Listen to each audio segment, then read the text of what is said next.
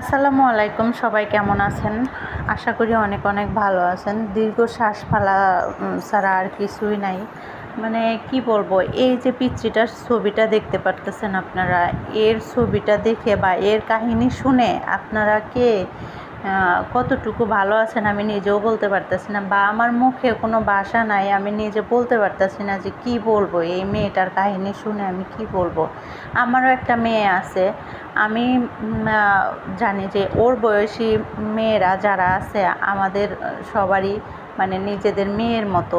মেয়ে ছোট একটা বাচ্চা, 7 বছরের একটা বাচ্চা মেয়ে, ফুটফুটে চাঁদের মতো সোনার টুকরা একটা বাচ্চা।